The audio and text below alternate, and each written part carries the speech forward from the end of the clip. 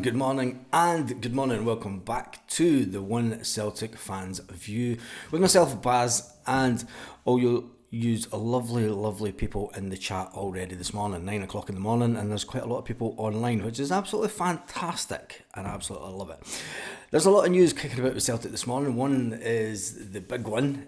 Celtic are in line for a little bit of a windfall. Little bit of windfall. We'll talk about that in a minute. We'll talk about a few other things before we get to the windfall and how Celtic have managed to make money from Marco Tilio this season. Yes, remember him?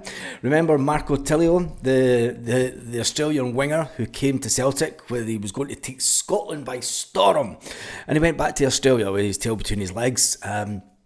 After him being injured at Celtic for the best part of a season. But Celtic this season have managed to make some money off of Marco Tilio. Anyway, before we talk about that, I want to talk about Greg Taylor.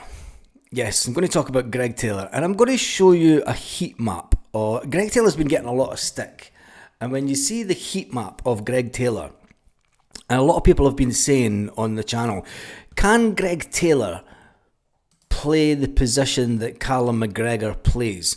Well, when you look at this heat map and the passes completed by Greg Taylor, if Paul Baird's on this morning, he's going to have a meltdown at this.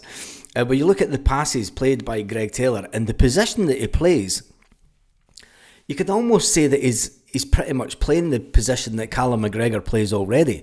Now, could that be something in the offing in the future? Especially with the return of Kieran Tierney, will Greg Taylor ultimately move into a midfield role? I don't think so, but you never know, do you?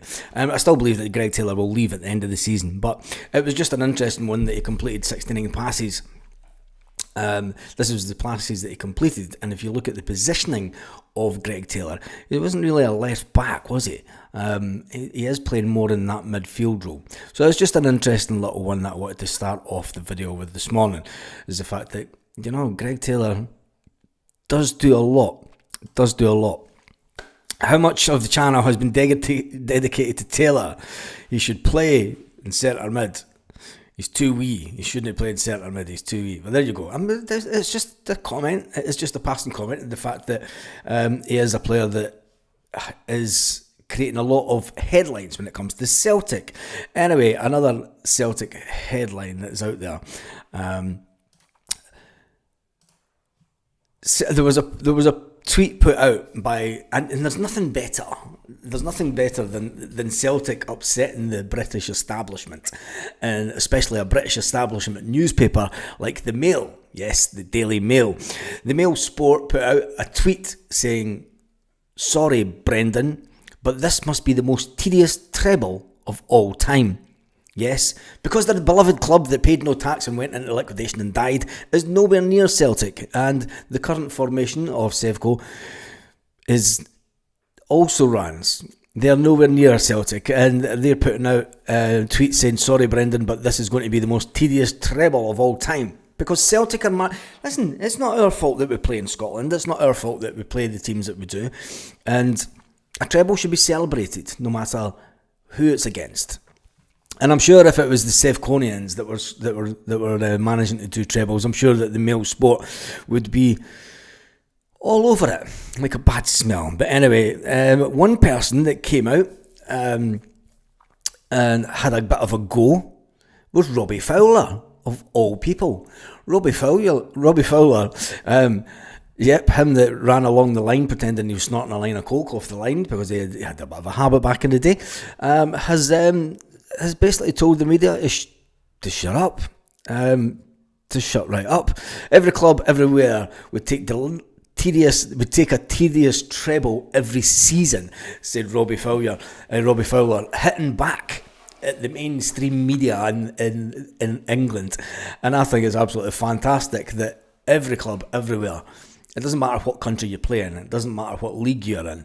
You could be in the bottom league in whatever country. You could be part-time football. If you go and win a treble should be celebrated no matter where it is. And it is a get big fuck you. Do you know, I absolutely love it. I love it. Any time that we can, any time as a club and a fan base can wind up the British establishment is absolutely fantastic as far as I'm concerned. And the fact that Robbie Fowler backed Celtic, well, so let it be. Anyway, let's move on to the big news. Because Robbie Fowler, it is big news on himself, but Celtic are in the cash. Yes, Celtic are in the cash. Celtic will collect 50% of the money that was allocated to Scottish clubs due to the participation of international players in international competitions. The amount of cash that Celtic will receive is over £1,027,816. Euros, sorry. It's all in euros. €1 million. Over €1 million is coming to Celtic, a little bit of cash injection. But what players made the difference to Celtic? And it's interesting when you look at the players that were on international duty in the last international break. When you think of Dyson Maeda, Cameron Carter-Vickers, Ali Johnson and Adam Ida, there was a few players that are still at the books at Celtic that made us a little bit of cash. And I think that they should be applauded. Yes, every single one of them. So the full list of players that were on international duty and helped Celtic this season get an extra £1 million was obviously Cameron Carter-Vickers, Austin Trusty for the United States of America. A little bit of banter between them and Alistair Johnston with Canada. Alistair Johnston's Canada beat the USA in the last game. And big hats off to Ali. And then the big one, for me, that was the most disappointing during the last international break was obviously Kasper Schmeichel getting injured. Kasper Schmeichel is the number one excuse me is the international keeper for Denmark, the number one, and he is fighting his way back to fitness. Adam Ida for the Republic of Ireland, who also scored in his last international outing. And then there's Sinisalo for Finland. Yes, he was on the bench for Finland, but he is now currently the number one goalkeeper for Celtic and the keeper of the future. And then we go to Dyson Maeda and Rio Hitati for Japan. And the list goes on, because not only that, there was Tony Ralston. And Tony Ralston's played every single game for Scotland this season, which is outstanding and completely... Hats off to Tony Ralston for helping Celtic getting a little bit more money this season also and enjoying his time playing for Scotland. And then you look at some of the younger players. Young Matthew Anderson, Colwyn Donovan and Jude Bonner all played for the Scotland under-21s. And then you look at Yang, who played for South Korea. And then you go to the players that are out on loan. You look at Gustav Lagerbielke for Sweden. He played in the last international breaks. And Lewis Palmer, who is on loan from Celtic until the end of the season, where he will be put out to auction to buy. Lewis Palmer plays for Honduras, plays absolutely phenomenal for his international country, but when it comes to Celtic, he just couldn't kick it. And then there is the last one that I want to talk about. Yes, it's the little Australian, Marco Tilio, the forgotten man. He played for Australia against Indonesia and China in the last round of World Cup qualifier games, which would have added to that little bit of pot of cash. Yes, it's added to the little bit of cash that Celtic have came into this season. And I think it's brilliant that Celtic have the amount of money that came to Scotland. It's over 2 million odd. And Celtic have taken the bulk of that cash that is coming to Scottish football, which is fantastic. And people say, Celtic get far too much money. Yeah. So we move on and we jump into the comments section this morning to see who's all in. I seen one comment, Sinisalo should get the number one jersey for Scotland, Baz. Why? He's Finnish. He's not finished, but he's Finnish. Nah. Not a chance. I don't. I would rather he didn't play for Scotland. I'm glad that he plays for Finland. Anyway, Stephen Johnson's in the house saying, "Hail, hail, Baz. I hope you're well. Hope you're good, Stephen. I hope your health's doing well at the moment." Mike Powers, Paul McCune, Tommy 55, Tam Mack, Richard says, "Good morning. I hope you're all wonderful this Wednesday." It's the hump of the week, isn't it? It's that time of the week. It's that hump. It's onwards and downwards to the day that Celtic become champions again of the SPFL for the fourth time in a row as we head to Dundee United. And what I think is absolutely ridiculous about that game, before I go on with everyone in the comments, is the fact that they haven't increased the allocation to Celtic fans, but they've increased the price. They are sticking to that £42 ticket pricing for Celtic fans, which I think is absolutely disgusting. It is disgusting. And Dundee United are saying, well, it's because we've got to get more stewards in and more police. Why have you got to get more stewards in for this game than any other game when it's the exact same amount of fans that are going to be there? It's not as if you're giving us another stand or anything. You're just giving us the same 3,670 or tickets or whatever it is. And I think it's terrible by Dundee United. And it sets a precedent in Scottish football. And it does set a precedent, and I think that Celtic will Celtic retaliate next season and charge Dundee United £42? I think they should. Fuck them. I think they should. And then if they want to, if this is the way that it's going to go next season, and they're going to try and hit Celtic in the pocket, hit the Celtic fans in the pocket, Celtic should just do the same, and you'll see a reduction in fans coming to Celtic Park. It's as simple as that. I don't care. I don't care really, because Celtic can sell out the tickets all day long. Anyway, Richard Smith says good morning. Just going to run through these comments. Kaiser's in the house, loads of money, we are that. It's good to get a little bit of extra cash, and when you think about it as well, if Jeremy Frimpong is finally sold this summer, there's another 10 million coming into Celtic this summer. Which will be, I think that this will be the summer that he's finally sold, and that Celtic will finally get their bit of cash. Dave Buck says, good morning, Baz, have a great day. Hail, hail. David Lamont just doesn't like Taylor chat at all. Boy for many offers in the house. I'm a Taylor fan, but he's no Calmack, unfortunately. I don't think he is. I'm just thinking when you look at the heat map. Lanky's in the house. Greg Taylor was centre defensive mid and centre mid when he started playing football. Lanky does have the love for Taylor. He wants Taylor to stay big style. I'm bored with the Taylor saga, says Les Watts. What map isn't showing the position of Callum McGregor as when Taylor is in these positions, Baz? Yeah, you need to look at the other map of that, and it's far too out. God, there's a bit I'm going to jump through the chat. Tamak, good morning to you. I like Fowler after he wore that t-shirt supporting the striking Dockers. Yes.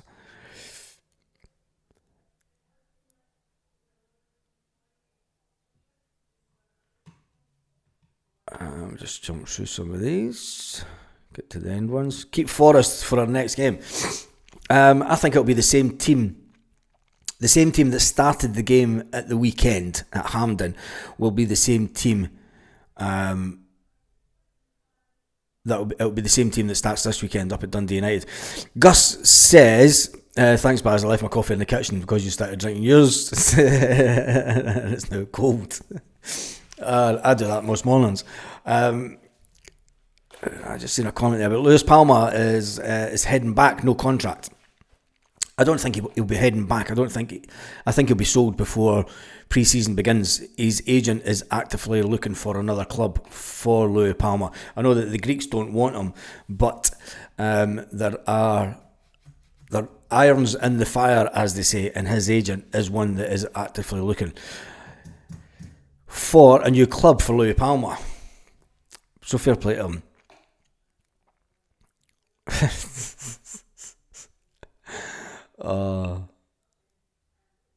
I'm not even David Lamont. I'm not even going to.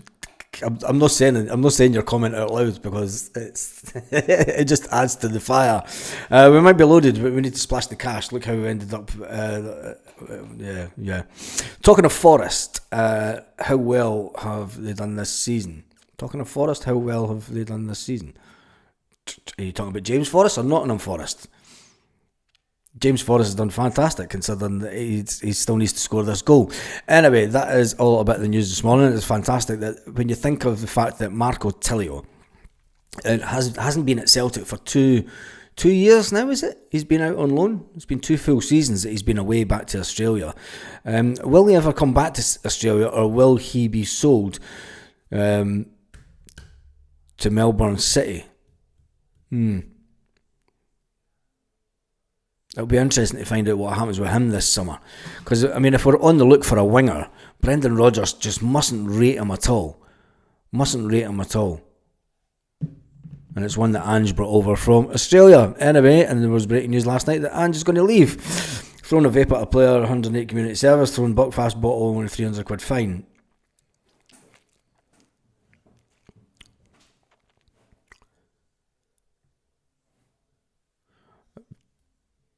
Yeah. I hope I was away to Saudi for 20 million. It's a sand dancer. Brown water, you're not right. We've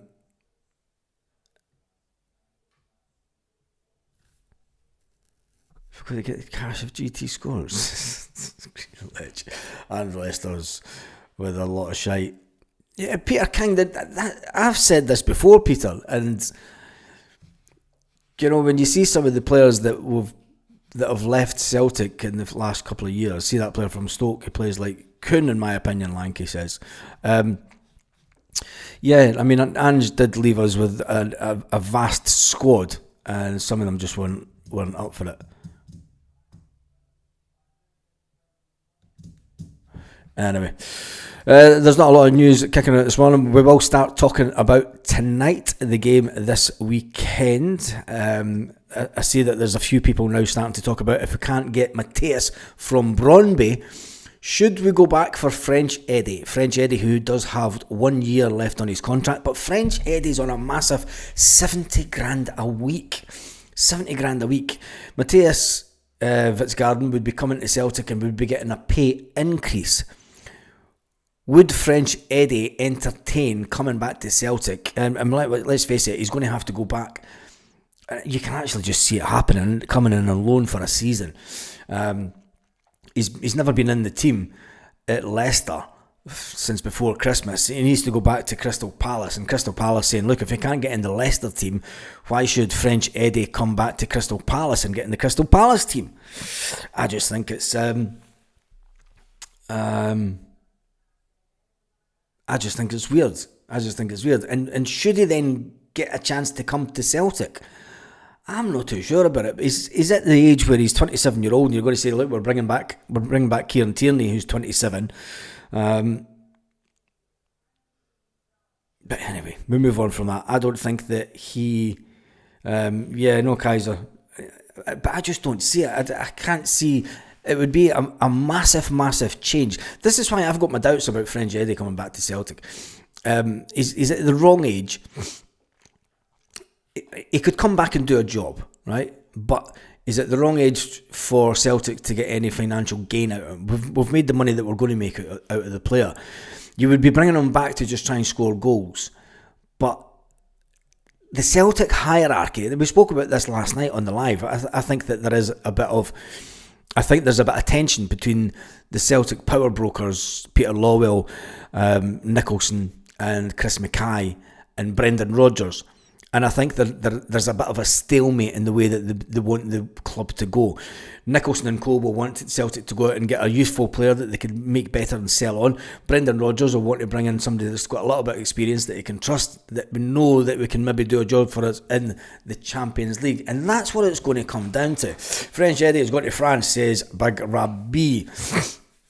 Square Sausage Mick says no to French Eddie. I don't think French Eddie would happen. French Eddie's boat has sailed. I know, get yourself a puck for me.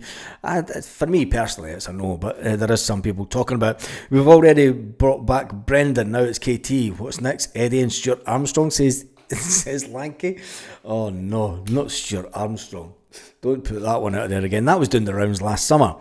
French Eddie can live with his regrets and move on. Yes, exactly.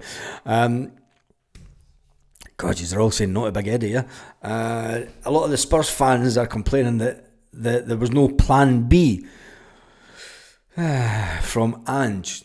well, welcome to the life of Celtic for 2 years in the Champions League. 1 year in the Champions League with Ange, which we got absolutely mauled. Scottish mainstream media talking shit, says Tommy. Yeah, they always do. It was actually a Celtic site, Tommy, that put out the French that I'm seeing that on this morning. It's a Celtic site that I'm seeing that on. But they are integrated. They are integrated with the Herald Media Group. That's all I'm saying. That's all I'm saying.